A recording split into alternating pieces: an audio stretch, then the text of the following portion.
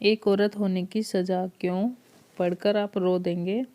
वह पहला दिन ससुराल का और मुंह दिखाई की रस्म। अरे दामिनी, तुम्हारी बहू तो बहुत ही सुंदर और सुशील है। हाँ, सिर्फ यही तो इसके बाप ने दिया है, वरना कौन पिता अपनी बेटी को खाली हाथ भेजता है। नई गृहस्थी बसाने को मेरी सास ने तपाक से कहा।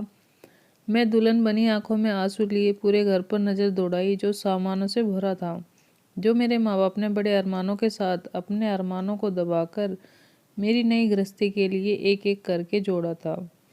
पहली बार तभी मेरे आत्मसम्मान को धक्का लगा था जब मैं सिर्फ आंसू लिए मन को मारकर रह गई अपने माँ बाप के अपमान का घूंट पीकर। और सच कहूँ तो यही से शुरू हो गई मेरी जिंदगी के नरक बनने की कहानी। अब तो यह रोज की कहानी हो गई। न जाने क्यों मेरी सास और मेरे पति को मेरे स्वाभिमान को ठेस पहुंचाकर क्या खुशी मिलती थी। ऐसा लगता था कि शायद मैं इच्छाहीन भावना हूँ जिसका अपना कोई वजूद ही नहीं है, उस पत्थर की तरह जिसे लोग जब मन करे ठोकर मारकर साइड कर देते हैं। एक औरत के सम्मान की जिम्मेदारी उसके पति की होती है। जब वह सम्मान देगा तो ससुराल वाले खुद सम्मान देने लगेंगे, लेकिन मेरे साथ ऐसा नहीं हुआ था। धीरे धीरे मेरी समझ में आ गया था कि मेरी सास बहू नहीं, बिन पैसे की बंधुआ मजदूर अपने घर के लिए और अपने बेटे के लिए एक रबड़ की गुड़िया लाई है, जिससे उसका बेटा जब चाहे अपनी मर्जी से तोड़ मरोड़ अपनी इच्छाओं को पूर्ण कर फेंक कर चला जाए। ना कुछ बोलने का हक, ना कुछ करने का हक, न सोचने का हक, और ना ही कहीं जाने का। कुछ भी तो नहीं है था वहाँ मेरा जिसमें अपना कह पाती। हाँ, आंसू ही था जो साथ निभाता था।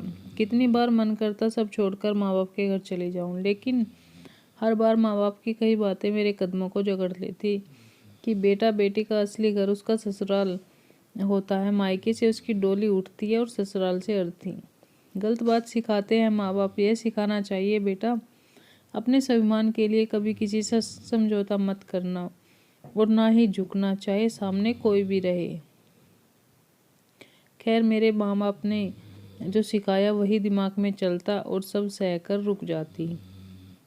जैसे औरत होने की और एक और बड़ी सजा यह भी है कि भी नहीं सकती अपनी मर्जी से, वरना जाने कितनी कहानियां लोगों को आसानी से मिल जाती है। उसके चरित्र उंगली उठाने बिना सोचे समझे आखिर क्यों उसने इतना बड़ा कदम उठाया। और यहाँ भी पति बेदाग और बेचारा निकल जाता है क्योंकि वह पुरुष है। इन्हीं सब के बीच मेरी गोदी में आर्या आई। उसकी नन्ही उंगलियां जब मेरे आंचल पकड़कर मुझे देखती तो मैं अपने सारे दुख और अपमान को भूल जाती।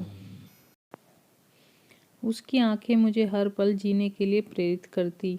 धीरे धीरे वह बड़ी होने लगी और अपने नन्हे कदमों से घर में चहल पहल। मेरी जिंदगी में जब भी वही सब चल रहा था। आर्या अब 5 साल की हो गई थी। वह रात आज भी मुझे वैसे ही याद है। उस दिन मेरे पति शराब के नशे में धुत होकर घर आए और मैंने तो सिर्फ इतना ही पूछा था कि आज बहुत देर हो गई। फिर क्या था विनय का कहना, तुम होती कौन हो पूछने वाली, तुम्हारी हिम्मत कैसे हुई अभी पति से सवाल करने की। विनय जी जोर जोर से चिल्लाने की आवाज़ से सोती हुई आर्या सामने आकर खड़ी हो गई। उसे देखकर मैंने धीरे से कहा, विनय, आर्या देख रही है, वो क्या सोचेगी। इस बात पर तो वह बिल्कुल ही पागल हो गया। तपाक से उसने मेरे गाल पर जोरदार थप्पड़ जड़कर बोला, अब तुम सिखाओ कि क्या सही है क्या गलत। आर्या रोते हुए विनय का पैर पकड़े बोलती रही, पापा मत मारो मम्मा को, प्लीज़ पापा छोड़ दो। आर्या को रोता देख ना जाने कैसे पहली बार इतनी हिम्मत आई 7 सालों में। जैसे ही विनय ने फिर से मारने का हाथ उठाया, मैंने अपने हाथों से उसके हाथ को पकड़ते हुए बोली, बहुत हो विनय, इतने सालों से कुछ नहीं बोली तो इससे कमज़ोर और डरपोक मत समझना। विनय बुद्ध बने मुझे देखता रहा। बिल्कुल पत्थर की तरह मैं झुकी आर्या को गोद में उठाई और उसके आंसू पोंछते हुए उसके माथे को चूमते हुए बोली, बेटा जो गलत है वह गलत ही रहेगा। न जाने वह कितना समझी, लेकिन वह सिर हिलाई। विनय गुस्से से बोला, क्या सिखा रही हो इसे। मैं विनय की तरफ घूमते हुए बोली, वही सिखा रही हूँ जो मेरे माँ बाप ने मुझे नहीं सिखाया। उस दिन मैं सोची कि आज भी अपने स्वाभिमान के लिए नहीं लड़ी तो मैं अपने ही नज़रों में गिर जाऊंगी। और मेरी बेटी क्या सीखेगी आगे चलकर? दबना और त्याग। तभी मैं मन में बोली, अपनी बेटी को औरत होने की सज़ा नहीं भुगतने दूंगी। और मैं अपनी बेटी के साथ नई जिंदगी की तलाश में माँ बाप के घर आ गई, लेकिन वहाँ भी खुद को बोझ से ज़्यादा नहीं समझी। तब एक फैसला लिया आगे कुछ करने का, और वहीं से शुरुआत हुई मेरी कामयाबी की।